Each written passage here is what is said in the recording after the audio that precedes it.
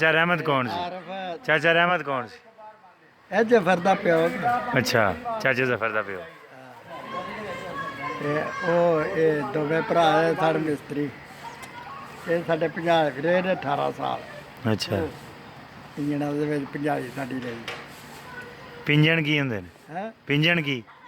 Engine ਆ ਜਿਹੜੇ ਪਾਣੀ ਕੱਢਦੇ ਹਨ ਕਿ ਅੱਛਾ, ਇੰਜਣ। ਤੇਲ ਆ। ਹਾਂ ਹਾਂ।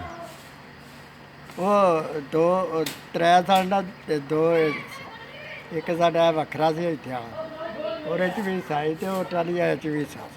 ਅੱਛਾ, ਤੇ ਅਸੀਂ ਭਾਈਆ ਵੀ ਸਾਡਾ ਪੰਜਾਬ ਸੀ, ਤਰਾ ਸੀ ਪੰਜਾਬ। ਉਹ ਤੇ ਉਸੇ ਆਪਣੇ ਇੰਜਣ 'ਚ ਹੀ ਸੀ ਪੰਜਾਹ ਲਾਉਂਦੇ ਨੇ ਭਾਈਵਾਲ ਨੂੰ। ਭਾਈਵਾਲ। ਅੱਛਾ, ਤੇ ਅਸੀਂ ਮਿਸਤਰੀ ਤੇ ਅਸੀਂ ਇਹਨਾਂ ਦੋਵਾਂ 'ਚ ਸਾਂ। ਅੱਛਾ। ਉਹ ਆ ਗਿਆ ਇੱਥੇ ਤੇ ਮੈਂ ਹਾਂ ਇੱਧਰ ਆਵੋ ਉੱਤੇ ਖਤਮ ਤੇ ਤੁਰ ਪਏ ਵਿਚਾਰੇ। ਫਿਰ ਆੜ ਕੇ ਤੇ ਬਹਿ ਰਹੇ ਰੋਟੀ ਦੇ ਖਾਣ। ਉਹ ਮੈਂ ਲੜਤ ਨਹੀਂ ਤੁਹਾਨੂੰ ਚਲੀ ਖਾਓਗਾ ਭਾਬੀ ਸਣ। ਭਾਬੀ ਅੱਛਾ ਕੱਟੜ ਭਾਬੀ ਰੇ ਕੇ। ਅੱਛਾ। ਫਿਰ ਖਾਧੀ ਉਹ ਦੋ ਬੁਰਗੀਆਂ। 200 ਬੁਰਕੀ ਲਾਈਆਂ ਤੇ ਬਸ। ਮੈਂ ਤੁਹਾਨੂੰ ਕੀ ਆਖਿਆ ਇਹਨੇ ਜਿਹੜੀ ਖਾਧੀ ਜੇ ਹਾਂ ਇਹ ਕੋਈ ਕਿਸੇ ਪਾਸੇ ਇਹਨੇ ਤਕਲੀਫ ਦਿੱਤੀ ਹੈ ਹਾਂ। ਕੋਈ ਚੁੱਪ